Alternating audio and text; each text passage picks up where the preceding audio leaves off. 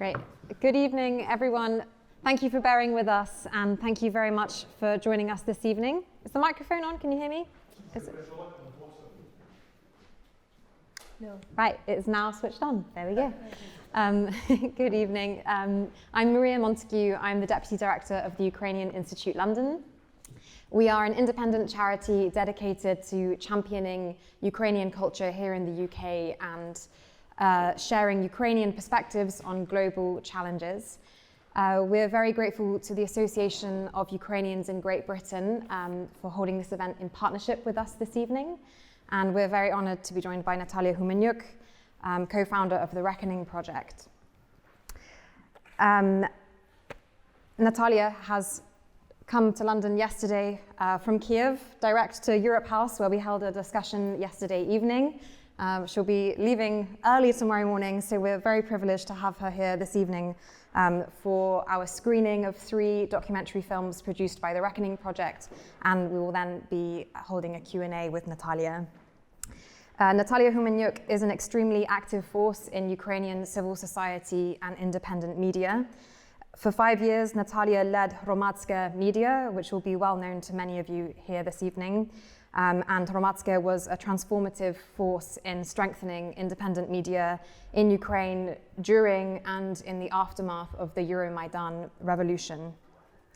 In 2020, Nataliya co-founded the Public Interest Journalism Lab, which brings together journalists and sociologists to research ways to overcome polarization. And in 2022, following Russia's full-scale invasion of Ukraine, Nataliya co-founded the Reckoning Project, which we're going to be learning more about this evening. Nataliya specializes in conflict reporting, and she regularly writes for leading international media, including The Guardian, The Washington Post, and The Atlantic. Nataliya is also the author of several documentaries and books, including The Lost Island, Tales from the Occupied Crimea, and Maidan Tahrir. Thank you for joining us, Nataliya. We're going to be screening 3 films very shortly. I hope you're all going to be able to hear them okay. We've just got this little speaker in the middle because unfortunately the main speakers aren't working, but we hope you'll hear okay and be able to. We've had a few issues with the projector as well, but we think it's going to be all right for you all. Before we begin screening the films, I'd just like to hand over to Nataliya to tell us a bit more about the background of the Reckoning Project. Hi, and thank you for your interest, because it's really very difficult to invite the people when you say, like, what are the films about? If you just say, like, these are the films about the war crimes. But I always say this as a human stories of incredible civilians and the people who lived through something very horrible, but they are all incredibly inspiring. And I think especially on soon there would be the 3rd year of the full-scale invasion, wherever I am, wherever I meet them, or even if I'm like as an editor, see them, I understand that, you know, when you see these real humans, what they say, how they are, it helps. It really helps to move. So to be short, because we would have a discussion later, and the films usually speak for themselves. What is special about them? So the Reckoning Project is an initiative of the journalists and the lawyers and the analysts.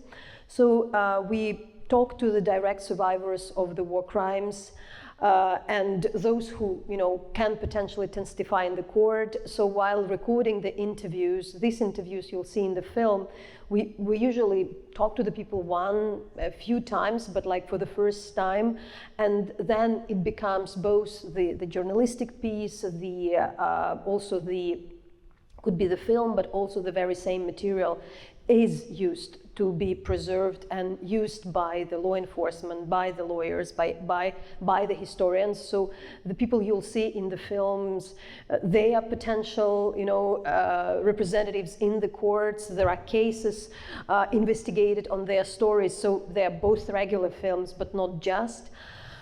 And just shortly to say about probably the first from which we start, that won't be impossible for me not to say that, you know, yesterday we had a very good event in the panel, and everybody told me like, oh, how you can be so optimistic and full of energy.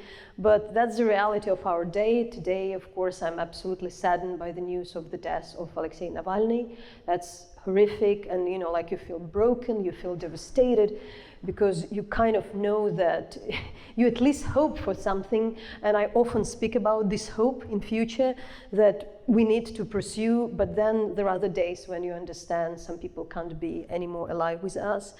And if the regime kills anybody just because they can kill a person, just because this person happened to be in the Russian prison, there is nothing good in that. So I also say that, like, yes, sometimes we find strength, but sometimes there are the days like today that you understand that no, things are really, really grim. But there would be 3 films. The first ones, they are rather short. One is 10 minutes, another 15, another is around 20. But the first one is about the attack on Kremenchuk shopping mall. And you'll see, this is a story about the shop where over 20 people were killed during the one attack.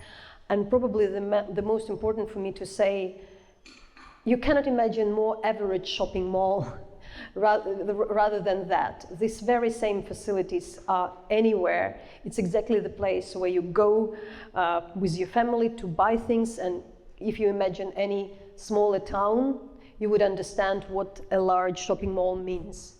And probably with this thing, I would ask to introduce the first, and then we would have a talk and the questions, and then another film and the questions, and all over would be like a bit more than an hour.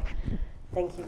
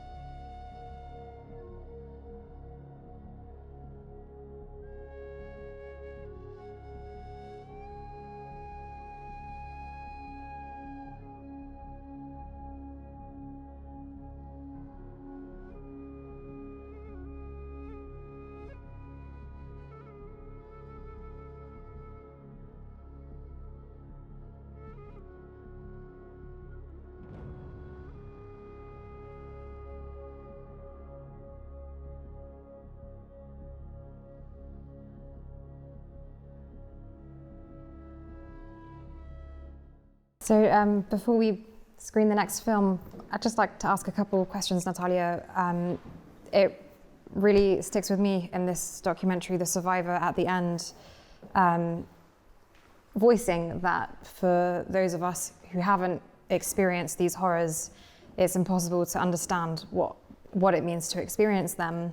And especially for us here in London, that resonates even more.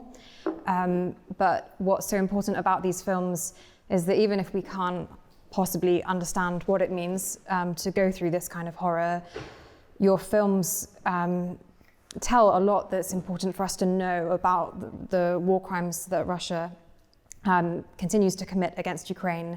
And I wonder if you can share more about with producing these films, with The Reckoning, what's important for us here in the UK to understand.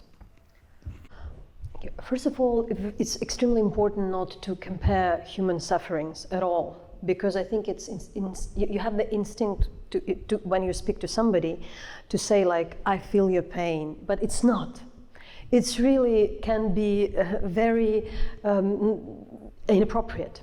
And I do think that we sometimes make these mistakes trying to express our empathy while trying to say, like, I understand, but we don't. We really don't, and it's just something to understand how you deal with the people.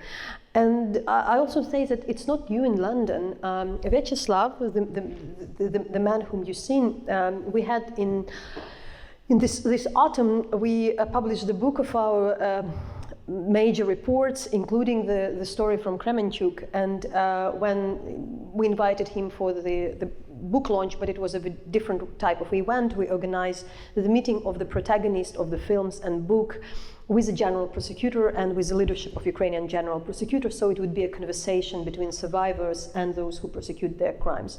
So we spent quite a lot of time together, and he said something interesting, that the store was opened in a different location. So their store, this electronic store, started to operate, and when there is air alert, the customers, they're the only store in the city which shut down anytime there is air siren, and it happens very often.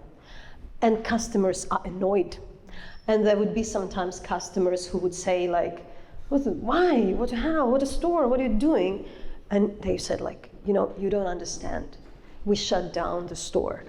And I think like, and he's like just saying like this, people don't understand. And we're speaking about Kremenchuk, we're speaking about the very same town where everybody was, you know, this attack was astonishing for all of them.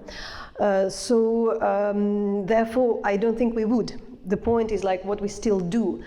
And with this particular film, it's believed, according to the Ukrainian General Prosecutor Office, that the shopping mall has been destroyed with the anti-ship missile, which it's called X-2022. But later, there was a suspicious note issued for the commander of the particular, Russian forces, because the same rocket is believed, allegedly, targeted the civilian places 3 times prior to this attack, and later over the dozen of times later.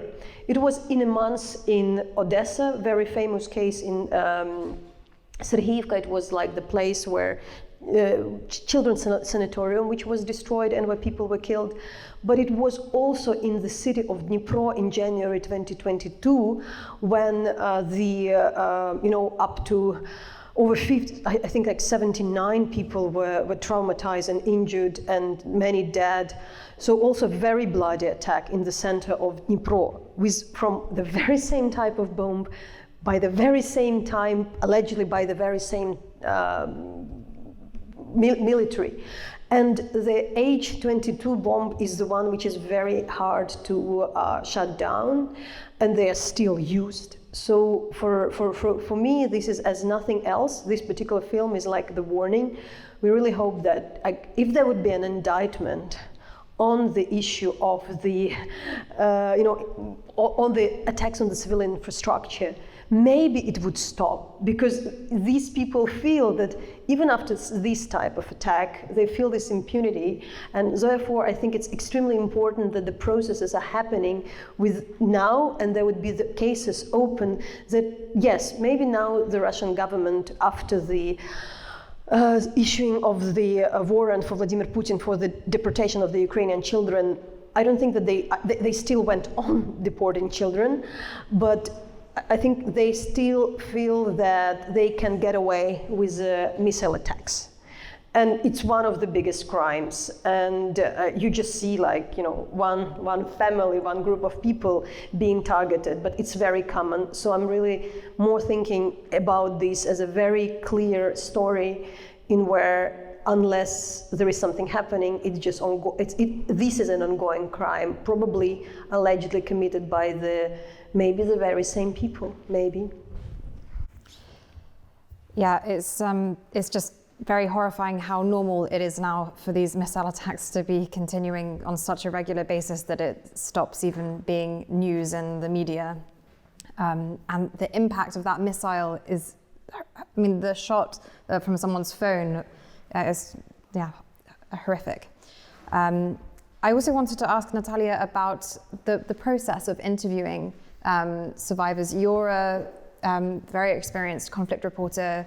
Nataliya also reported in Syria before Russia's war against Ukraine began, and she's been reporting since 2014 in Ukraine. And it's very interesting, the process that journalists, as part of the Reckoning project, undertake to be interviewing survivors. What's different? What has been different for you and for the team, the process of interviewing people compared to what you were used to when you weren't needing to also submit this evidence to courts of law? So I think usually the journalists get the basic facts and emotions, and that's not enough to for anything. It's not enough. It can't be used as evidence. It can be some bits.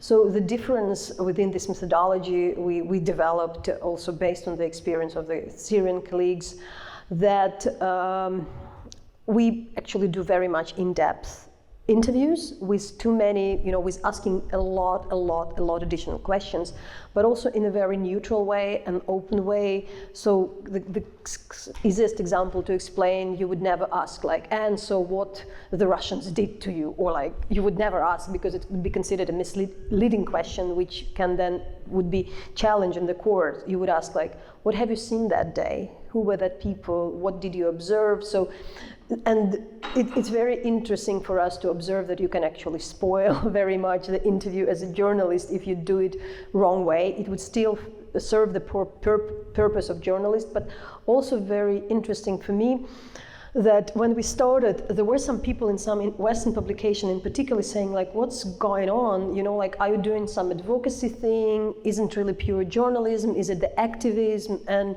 I thought like, but what is activism is like, if my questions are just more thorough, more detailed, more neutral. So in a way, when we're now talking, and I have some of our lawyers here, which I do enjoy work because they actually help, because your fact checking is more thorough. It's in fact, you really can, for every word you write, you're quite sure that you verified it, because you always think while writing that what if it would be somewhere questions and checked not by just the editor or even the public, but somebody. So I think it's just more responsibility. But of course, the biggest thing is really to talk all the time to the people who lived through something horrible. And to summarize it, you really need to do it in a very, very subtle way. But I think we as a journalist often very shy to ask these questions. There are rude journalists who do the bad job and they may be like pressuring, but I also feel that for like the good ones, they usually omit a lot of things because it's very hard to pressure the person to ask like how exactly the person has been tortured, for instance. But that's where the truth is. And what I felt that sometimes for people it's important to tell the story. They just need to understand for what reason they do that. So in a way, it also helps people to tell that things because they usually won't tell it to anybody else, but they don't need to leave it inside of them, which won't be the way. Thank you. So the next film that we're going to be showing is actually going to be the premiere of this film. It was sent to us yesterday with journalists still working on it. And it would be brilliant, Nataliya, if you could introduce it for us. So it's called The Big Water, the investigation of the Kakhovka Dam disaster. It's just like we're working on the full-length documentary. It's a short part of it, short version of it. And it's very different from what we usually do because we followed the prosecutors and the people who are taking the samples of the water and of the ground after the Kakhovka Dam explosion.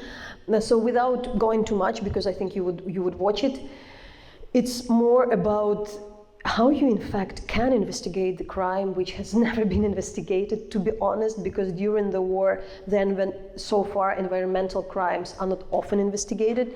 I can't, I'm cautious to say never, but generally it's very rare. And when you see the other crimes like missile attacks, civilians killed, people tortured, I think that you clearly see the effect on a person and you see the victim and survivor, and there is a will. But there are also victims in the environmental disasters, but it's like a broader thing. It would affect generation, it would affect a town which can't kind of live any longer because the water reservoir any longer there could be the pollution of the water.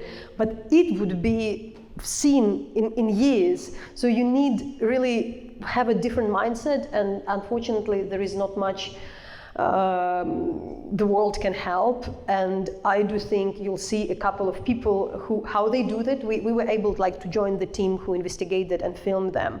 Not all of things we could film, but you'll see. They'll do it under the bombardment. And to be honest, none of the international experts would ever go there to do what they do. And that's also a bit of the thing. So it's more about them rather than anything else.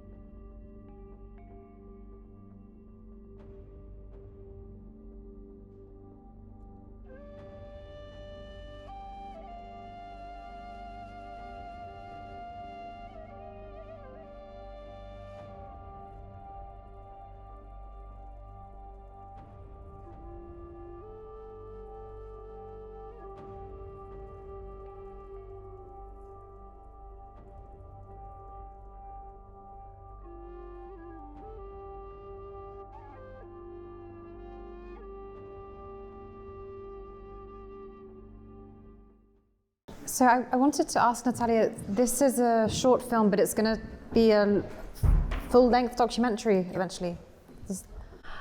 Yes, because I think that there is also the trick, because even like the colleagues, my colleagues and the journalists would say like, we need to wait when there would be the results. We need to wait till would be the results of the samples. And I said like, look, don't think this way. You might not have them. We don't know when they would come, but it doesn't mean nothing going on. So we're still in the process, and there is a discussion, and there is a procedure of, like what's happening with the samples. But I think it's not really about that. This is not really just to prove that that particular type of water is poisoned in that way. That's important, and that should be, factually recognized, and there would be some evidence provided, and the, scientific data to say that yes, the Kakhovka Dam has this particular impact on water. But if we still don't know, it doesn't mean that we can't really, tell that I won't say like that the crime happened, but I also think that it's sometimes we often ask, and I like that we started to work on this, because for the first year we've done the films where, there were always survivors and the people and something happened to them. But there was this pressure, like, and why something is not happening, why there are no courts, is it slow? And so like, do you understand what is this work of? And I think when we observed it, we understood that it's in fact, even for us, Ukrainian journalists, just to see what conditions they work. What would be my question? Why would pressure somebody like, are you doing your work bad? No, can you do it differently under these circumstances? Because it's not just these prosecutors, we know that the prosecutors in that region also, especially like in Mykolaiv, they live in the same house, which is in the same city, which is constantly shelled, but they go to work and they still do. So for us, it's just like, I know that it's less about the environment, and it's something to discuss and investigate more, but it's also about like, what is a challenge to investigate that?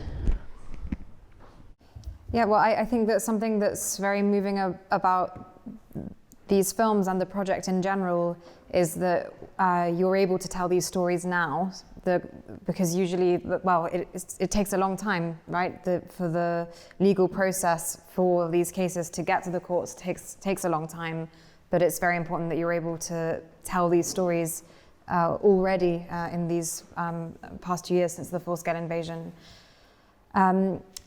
The next film is actually, I think is the one that touched me the most. Why don't you introduce it?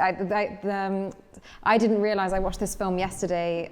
One of my favorite Ukrainian documentary films, Ukrainian Sheriffs, directed by Roman Bondarchuk. I didn't appreciate, having read the blurb of this next documentary, that the mayor of this village who features in this famous Ukrainian documentary, Ukrainian Sheriffs, we find out about his story in this documentary. So it's one of the story of the one of many local mayors, speaking about the village heads, who has been detained under the Russian occupation the very first day. Yes, because in particular he was kind of famous, and the documentaries seen. There was a movie done about him, a documentary about what he was doing before the full-scale invasion. There was a campaign. He managed to escape, but it's. What is also important to understand that what he says, it's a very typical account, because just in Kherson region, a year ago, by January 2023, out of 49 augmented communities, the mayors and the head of the representatives of the 47 were at different point abducted, detained, and tortured. 47 out of 49. Since then, also with our team, we started to, in particular, looking at the, this type of people who work for the local government, village head. And it's everywhere. It's by now you talk to another village head who has been detained. It's really like every single, I don't like to overdo, I don't like generalizing, but if you are in that position, the chances that you would be spared, they are almost zero. And now you either leave or you stay, and for people it's a question how long you can stay for your community, because if you leave, the community would say, like, are you abandoning me? So it's a very difficult choice. But another moment, we did it film earlier, but also to understand that the village, which is which you would see, it's just on another side of Kherson. It's actually like opposite. It's exactly that other side which is still occupied. And it was flooded. It's like heavily flooded because the right bank, where there is a Kherson, it was flooded less. We have no access to the territory which was flooded more, because geographically it's a lower land. So beyond that, this village really lived through the horrible flood, because it's actually the village on the river. So that's also additional things which are going on and happening.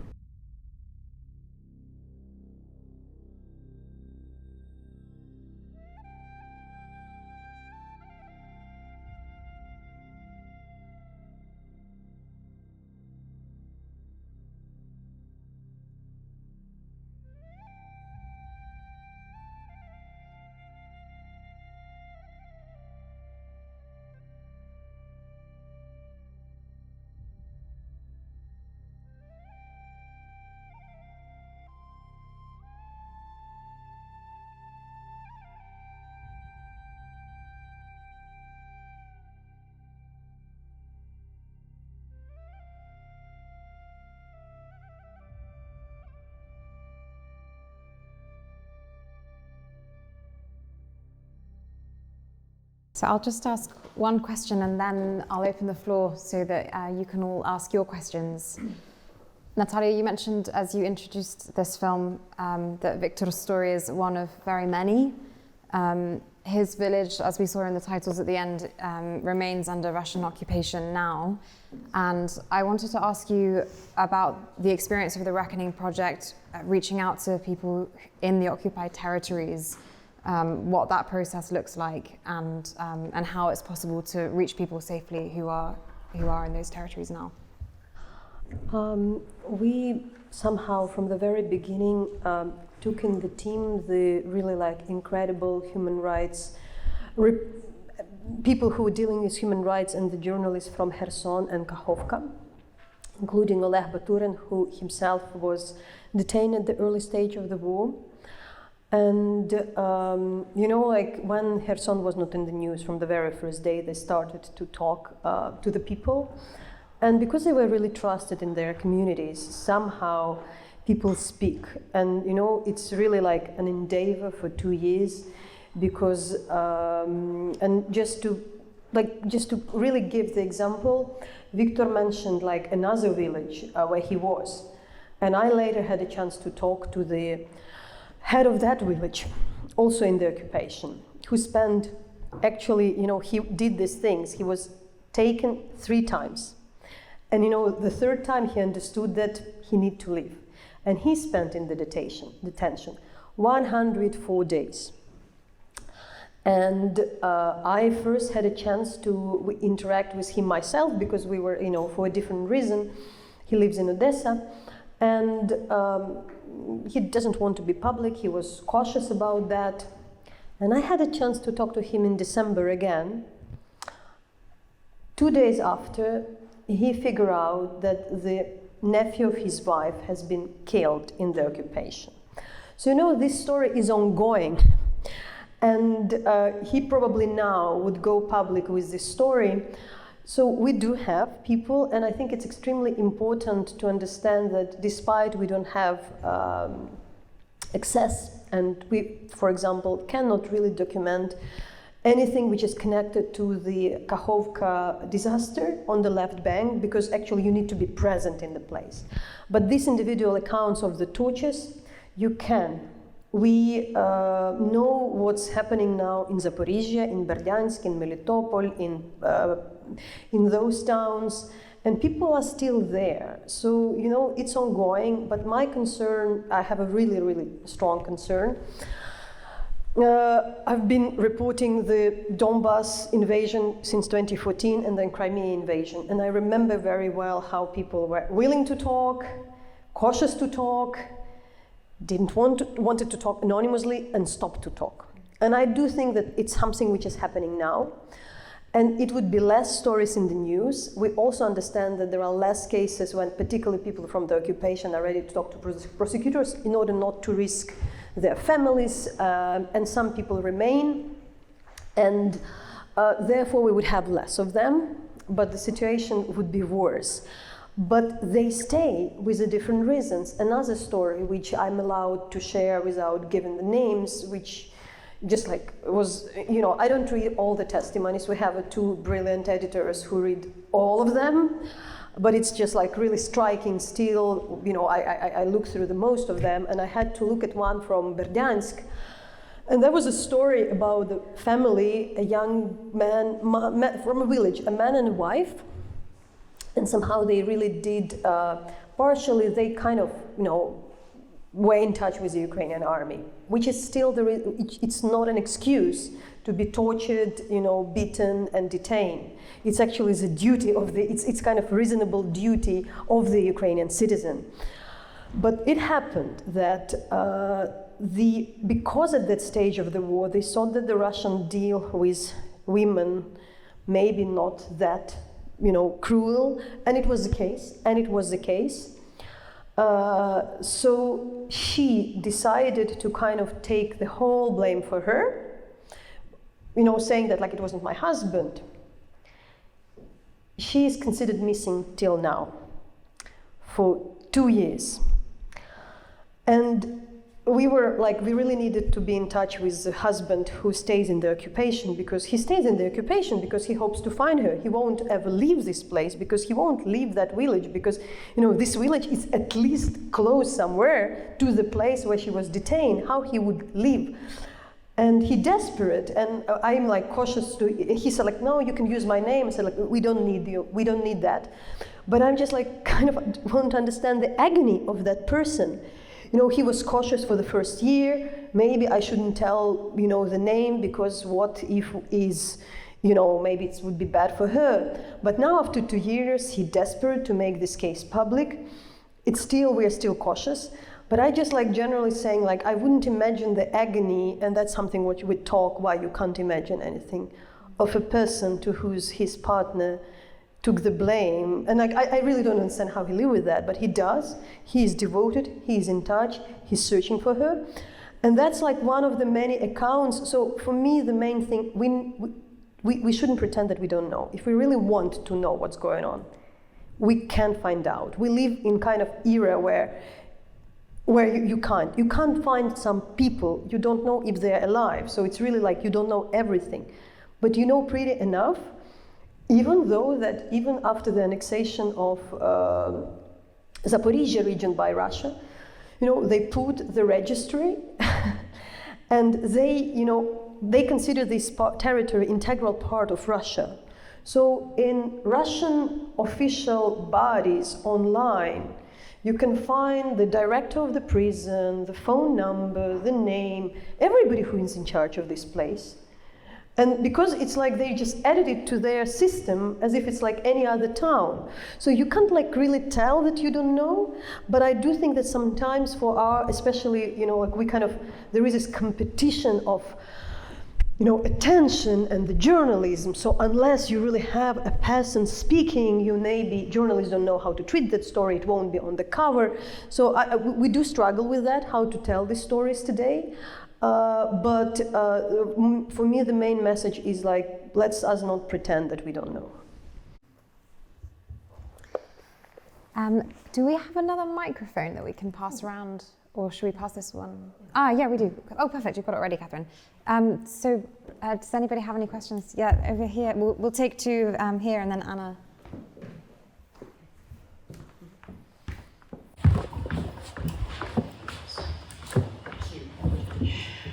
Thank you very much, Nataliya. Amazing stuff.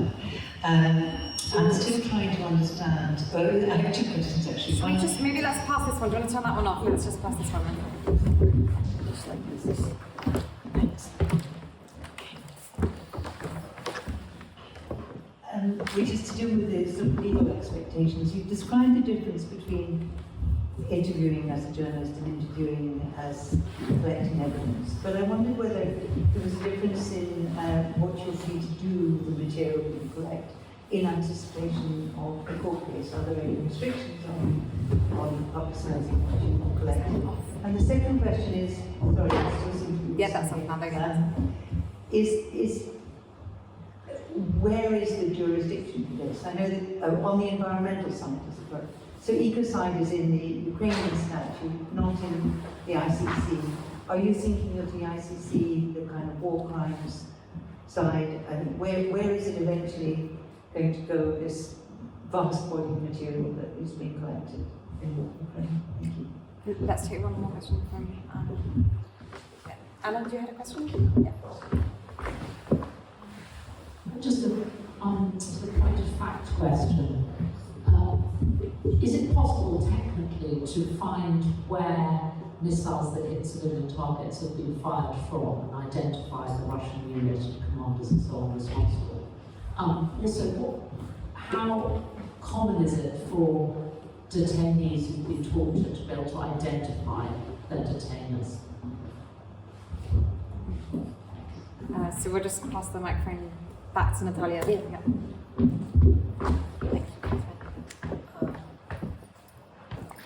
I think first on the jurisdiction, I think that so far the official figure is 125,000 incidents of alleged war crimes in Ukraine, which is a huge number. We should also say that the large chunk of that is really like the damage of the property and other things. But it's still a lot for any law enforcement agency in the country. There is no law enforcement anywhere globally which is supposed to investigate that. So it's somehow, and as I once talked to one of the prosecutors, they said that they never learned international humanitarian law in Ukraine, honestly, like it was like additional task somewhere in the best law school in Ukraine. So it's all like they're all learning. There's the people who are investigating like other crimes, like criminal things and others, and that would be very hard. But the majority of these crimes would be investigated in Ukraine. I think that what I know, and I'm cautious because I think it's a question to the reckoning team, legal team, because it's really like about the system, how to build the system, what is a strategy. So I fully trust them, and I know that they know better. But what I understand that ICC would take few cases. So there are the hopes for universal jurisdiction, and there is a hope of the universal jurisdiction over the ecocide crime. So probably Ukraine doesn't really understand how, like they want to collect everything, but I'm not sure that they know fully how to deal with that, and they do hope for some help. But maybe it won't be ICC, but maybe universal jurisdiction. On the missiles, as far as I understand, and that's how the prosecutors work, they do have intelligence from the Ukrainian intelligence service, because they can intercept somehow. They know from which ship, for instance, some rockets were shelled, because that's how the rocket, they intercept. The air defense system is able to understand from where it's flying. And today you can find where would be some cruise missile ship or anywhere there. So it's not about all, but still you can have the model of weapon, you have some debris, you have some serial number. So for instance, now they're investigating these North Korean rockets which has been hit Kharkiv in 2nd of January, and somehow they were able to tell that, according to our investigation, this is a rocket, it's similar to this type of Iskander, but it's very untypical, it's typical to what is produced in North Korea, so it's not totally impossible. So in a way that there is a question who pushed the button, but there is also the question who was in command. That's a complicated part, but therefore this trial of, for instance, special tribunal, why it matters and why there is kind of growing support, because it's about, 20 people who would be indicted of the crime of the aggression as such in the Russian leadership. So it kind of should be like on all layers. And another question about how difficult it is for victims to identify perpetrators. For the victims, it depends. It's harder because they really try to be anonymous. They are in the balaclavas. They don't use call names. Still, I think that it's possible to find out who is in charge of the prison. It was possible to figure out who was in charge of the major prison in Kherson, for instance. So it's not totally impossible. It's difficult, but again, it's a big process. So let's take some more questions. Yeah. So this gentleman here and.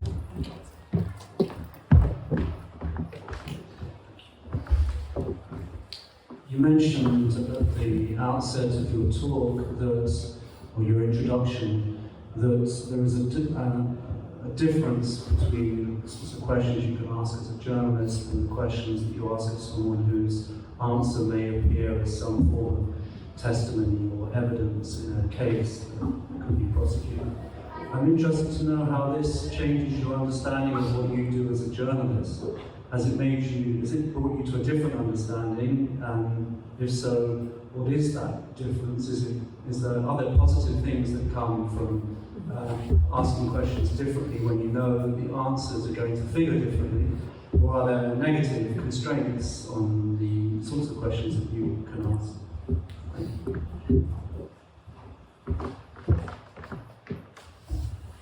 Hello, I just came from another event with medics from frontline, and one of them was a British medic who was in all hotspots, and there was a question about media outlets showing on the news, and he said that media is chasing hotspots like Bakhmut, Avdiivka, Kherson, which is on the news, that people are aware, but all these war crimes are happening every day in all occupied territories and small villages that people are not aware of. Do you think it is a case that most media is willing to raise awareness about war crimes that are already on news and less about not so popular places?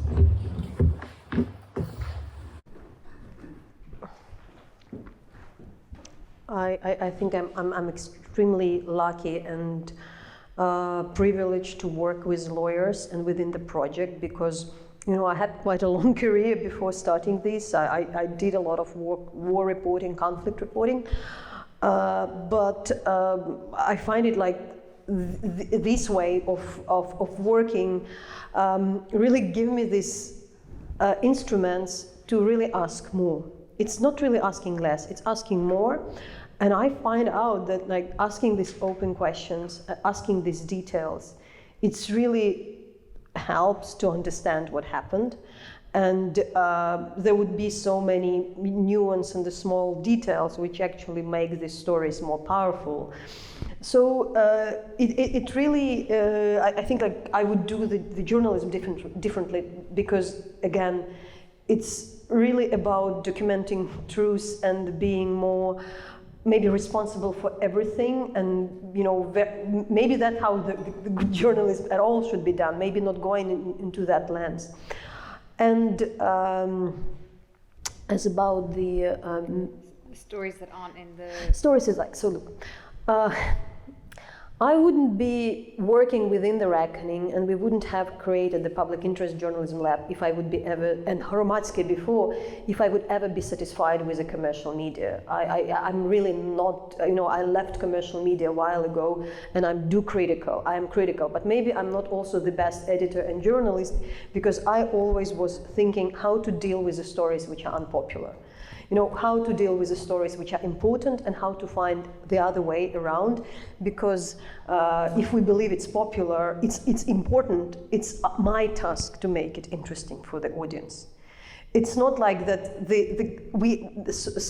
I'm cautious about how the commercial media, dealing with that. There are the hot topics, and it's also like unfair. I think I said it even during our last discussion a year ago, and it doesn't change, that it's very opposite, because for lawyers, the more evidence you have, the better, the stronger and the solid is the case. For us, after you have 10th electrocuted person, it stopped to be an interesting story.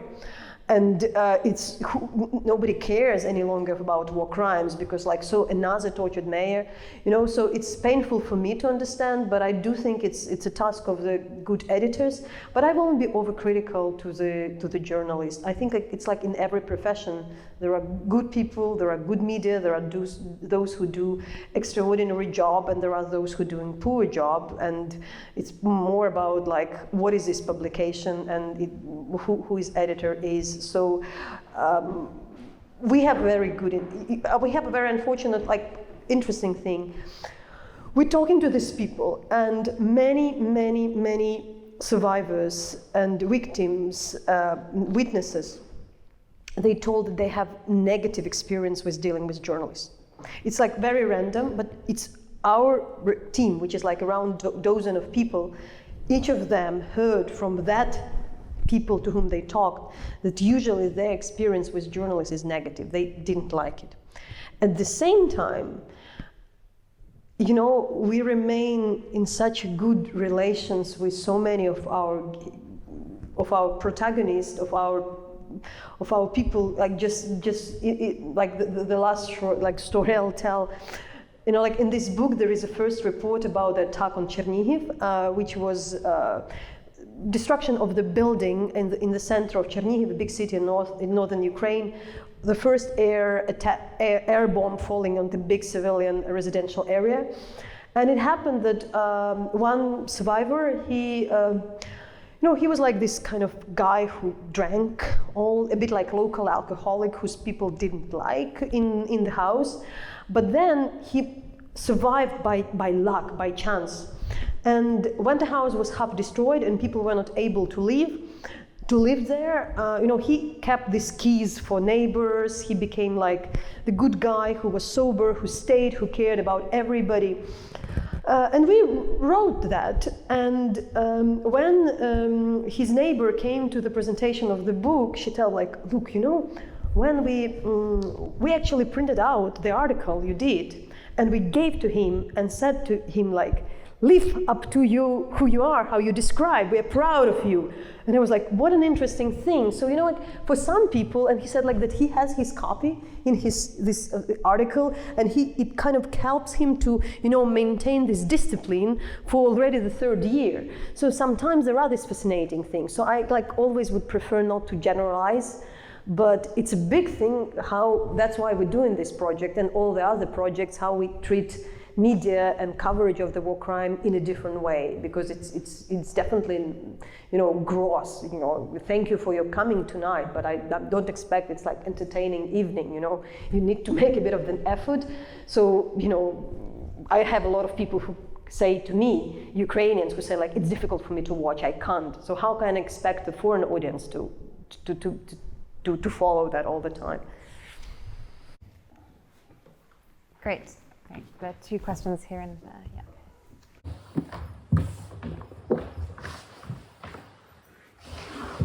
Thank you very much for sharing this with us and your passion.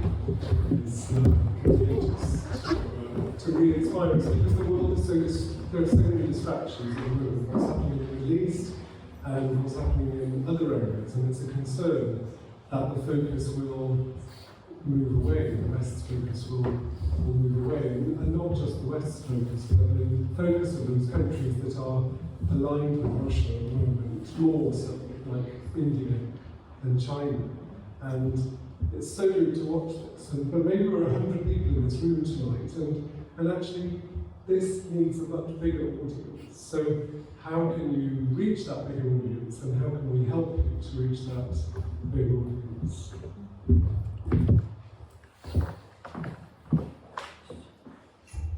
That's actually exactly the question I wanted to ask, and I'm struck by two comments, Nataliya, you made right at the beginning, one from you and one from a protagonist in the film. Your comment was you should never compare one person's suffering with any other person's suffering. The other comment was a man who had been affected by the missile strike on the shopping mall, and he said, you know, you'll never understand from the accounts, the endless accounts of torture, of killing, of maiming, until actually tragedy comes to your doorstep. The previous speaker is exactly right. Ukraine is in danger of falling off the global agenda for the reasons he just articulated. How can we make that pain, that everyday reality of those violations that are taking place in every single village in the occupied territories and across Ukraine a reality for a bigger audience and mobilize people to act not in solidarity just with Ukraine, but with people who are victims of these kinds of violations every day? I think we probably need to finish now, so let's... Oh, okay, one more, and then we'll... Okay. Yeah, thank you for coming. I'd be really interested if you could say a couple of words on whether you've noticed a difference in the kind of aggression and repression that you've witnessed since 2014 and the kind of 2022 and to the present day variation in kind of Russian aggression. Maybe let's start with that question and then we can speak a bit. No, thank you for, suggesting that there should be bigger audience. We do as much as we can, but I'm this person who satisfied even with, something, because in fact, that's what I'm something trying to tell to the team, even if you move a couple of people, it's already something. I'm glad that this year, for instance, the Mariupol documentary would be at Oscar. What else, what else we can do? And we're producing a number of the films. Our strategy is simple. We try to make the articles for major international publications, because wherever I can do, I won't be able as a Ukrainian journalist, disregarding how I try, unless I have this bigger platform, it won't be there. So we're trying to find the ways to tell the story differently for the major publications. I do think still that showing the people like the films elsewhere, even in small communities, or that would work. And I appreciate we can do this screening. We have over 9 documentaries and numbers in the production. They are very different, but I strongly believe it works with all the skeptics. And I just shortly want also mention, because you speak about the globe, and that it's true. And as a Ukrainian reporter, for the 2 years, I was asking the very same question: how is it to cover the war in your country? And I said, look, it's in fact easy, because it's easier to get to the people. You understand them easy, and it's because your compatriots is not like you have more empathy to them. For me, still probably the most shocking story, which I remember. It was covering from Gaziantep the fall of Aleppo until now. That was the most desperate story I ever covered, and I still feel it's the most desperate, because in our case there is something going on. We have a chance to liberate some of the territories and the punishment, but I don't know what happened to these people who left from Aleppo. So I really think that it's really not just about Ukraine, but I'm really concerned about what you said. It's really changed, because from 2014, and the situation was a bit different from 2014 in Crimea, when they at least tried to maintain, there were monkey trials, but there were the trials. In Donbas region, you you would be in prison. But the major difference is the following. At least there, you knew who were the targets. So, for instance, you knew it would be journalists, political activists, people maybe with some background looking for, working for the state, or some commentators.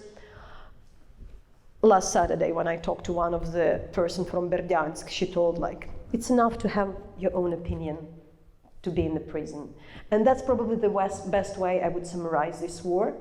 Among the people just in one cell in Berdyansk, they were the ones, farmers, students, teachers, volunteers, construction workers, all kind of the backgrounds. So it just enough not to accept. And also, I do think that Russia changed within the couple of years because, and especially Crimea, we're going now on the 10th, anniversary of the occupation. And that's also important, that we yelled about Crimea, nobody cared. But what Crimea became, that not just became the base for attack of the rest of Ukraine in military way, but indoctrination of the children, the system of the UnArmia, this army for small kids. I remember I was reporting this type of kids marching like on the fifth anniversary of the annexation.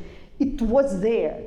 The detention center, now they built new prisons. So Crimea, they kind of tested everything. So what we observe now is the result of the 8 years of testing ground in Crimea and in the Donetsk. But the reason is that now, first, at least from Crimea and the Donbass, people were allowed to leave.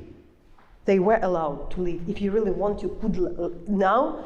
Since autumn 2022, the territory is closed. The only way to leave the territory, which is occupied, is either through Crimea, but still you need to go to the procedure, what they call filtration, which if you're a male of kind of age from maybe 16 till 40, you definitely might be detained just because of being a male or being like not old enough, if you see like, so people are afraid. So that's really, really a huge thing, and it probably is something not people really fully understand. But Maria, I really think that we need to finish with something more positive in a way. I have a question. Yes. Well, something that has inspired me so much about your work is kind of from Olha's question, is telling these human stories. You've told so many inspiring stories of Ukrainians. I mean, not just over these past 2 years, but these past 10 years. Maybe there's one or two stories that can, because there are so many, so many inspiring, including with the reckoning. But maybe there's, these figures that we meet in these documentaries that we've just seen are so inspiring. And Viktor talking about all of these other parts of his team and in the region, none of them collaborated. I mean, the bravery is extraordinary. But maybe there's another story that you'd like to share with us. That's inspiring, that's inspired you? I probably would ask just the last one because it's the way how it works in my mind. There are too many. But first, it was very interesting. We had a chance to talk to one of our survivors who lived through the tortures, and like he's in Kiev, he opened a cafe, a young guy, and I asked after interviewing him, what are you gonna to do now? And he said we have a Valentine's Day, so I'm going to make these hearts, in my cafe.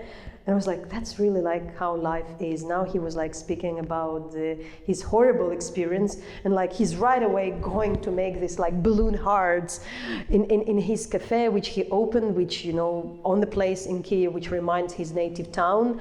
But when I talked to him, and he said something he said something very interesting, that generalization, that look, I was really disappointed in humanity.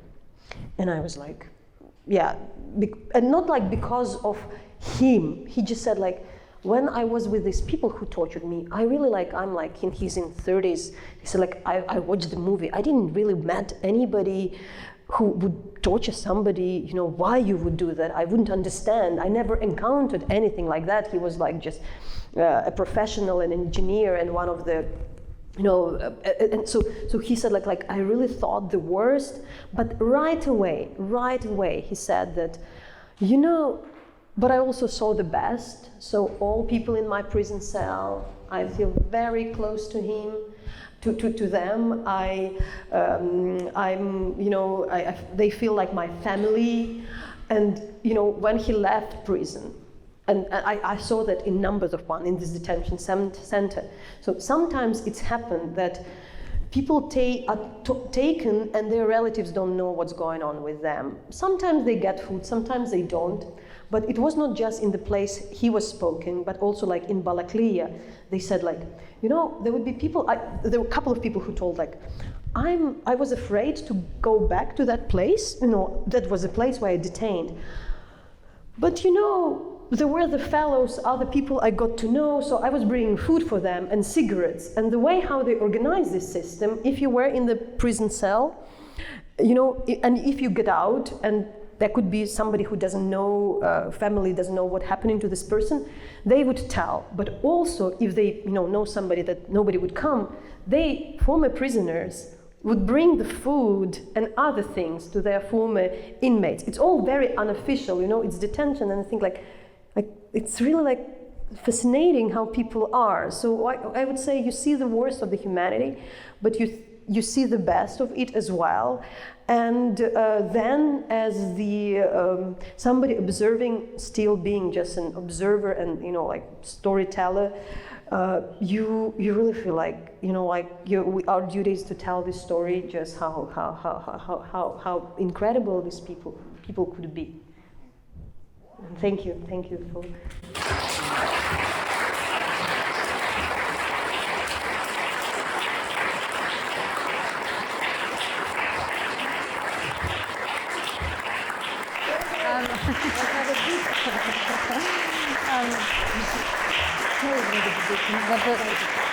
Where can people buy it? It's online in Ukraine, but you can do